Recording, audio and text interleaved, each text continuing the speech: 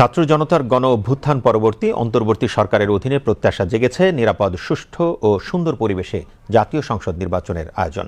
সাধারণ মানুষের চাওয়া নির্বাচন হোক অংশগ্রহণমূলক ও অবাধ, গড়ে উঠুক অনুকূল বা সুষ্ঠু পরিবেশ, যাতে করে ভোটাভুটির মধ্য দিয়ে উঠে আসা নেতৃত্ব মানুষের প্রত্যাশা পূরণ করতে পারেন। বিস্তারিত থাকছে শেখ আলীর প্রতিবেদনে। ক্যামেরায় ছিলেন একে আজাদ।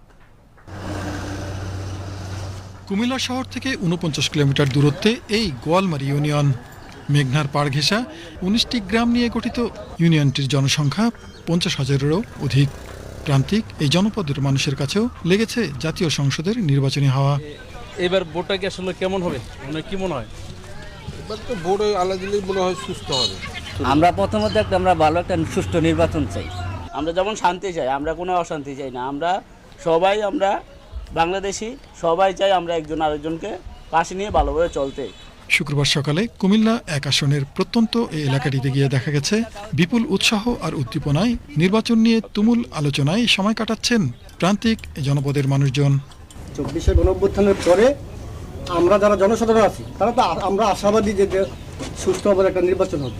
জনগণের প্রত্যাশা অনুযায়ী নির্বাচন হলে সাধারণ মানুষ কেন্দ্রমুখী হবে, ভোট কেন্দ্রে যাবে।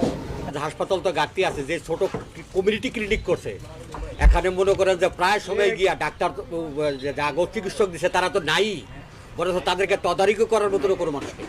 এই এমপি নির্বাচন হওয়ার পথে যিনি আসবেন আমাদেরকে আমরা প্রত্যাশা করি ওনার কাছে যে আমাদের যেন একটা হাসপাতাল হতো, এই এলাকার মানুষের জন্য একটা হাসপাতাল যেন গোয়ালমারীর ভিতরে আমাদের জন্য করে দেয়। আর দ্বিতীয় কথা হলো রাস্তাঘাটগুলি আমাদের সবচেয়ে বেশি সমস্যা, আরেকটা সমস্যা, বিরাট সমস্যা। মেঘনা নদীর পাড় ঘেঁষা এই জনপদে পানিতে ভর করে থাকা আর্সেনিক আতঙ্কের কথা তুলে ধরে গোয়ালমারী ইউনিয়নবাসীর কাছে প্রত্যাশা সুষ্ঠু ও সুন্দর পরিবেশে যেন ভোট দিতে পারেন। আমাদের কিছু বোঝার মতন বয়স হয়েছে, তখন থেকেই করলে আমরা এই পানির অভাবটাকে মানে আর্সেনিক মুক্ত পানি হিসাবে যেইটুকু চাহিদা সেটা পরিপূর্ণ হচ্ছে না।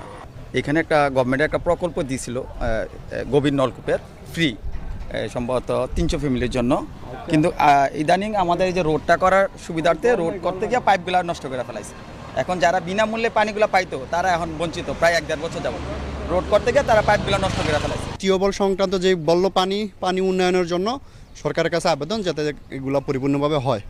২৪-এর ছাত্র জনতার গণ অভ্যুত্থান পরবর্তী অন্তর্বর্তী সরকারের অধীনে ত্রয়োদশ জাতীয় সংসদ নির্বাচনে কৌতূহল যোগ করেছে হেনা ভোটের বিষয়টি। ভোটার গণভোট একসাথে করছে যেন আমাদের সাধারণ ভোটাররা এখনো এটা বুঝতেছে না কিভাবে দিবে, কি আসে বিষয়। বলা হচ্ছে যে নির্বাচনের দিনই গণভোট হবে, কিন্তু আসলে কি নির্বাচন আগে হবে না গণভোট আগে হবে, বা নির্বাচন কিভাবে পদ্ধতিটা তৈরি করবে, এটা সাধারণ তৃণমূলের মানুষ এটা এখনো সঠিকভাবে ধারণার ভিতরে নাই। গত ১৫ বছর যে ইলেকশনগুলো হয়েছে এগুলাতে আমরা এখানে যারা আছে আমার মনে হয় কেউ নিজের ভোটটা নিজে দিতে পারে নাই। এখন আমরা এটা চাচ্ছি এমন একটা পরিবেশ সৃষ্টি করবেন যাতে প্রত্যেকটা মানুষ নির্ভয়ে নিঃসংকটে নিজের জায়গায় আসে, ভোট কেন্দ্রে আসে, নিজের পছন্দের প্রার্থীকে ভোটটা দিতে পারে। আসলে আমাদের দেশে অনেকদিন পরে একটা সুষ্ঠু নির্বাচন হতে যাচ্ছে, যেটা হচ্ছে আমরা আশা করা যায় যে আগামীতে ভালো কিছু হবে আমাদের দেশে। বিগত 17-18 বছর ধরে যে সরকার ছিল তাদেরকে আমরা সবাই স্বৈরাচার সরকার হিসেবে চিহ্নিত করেছি। তো আগামীতে হচ্ছে যারাই আসবে আমাদের মতো আশাবাদ থাকবে যে আমরা নতুন কিছু দেখব।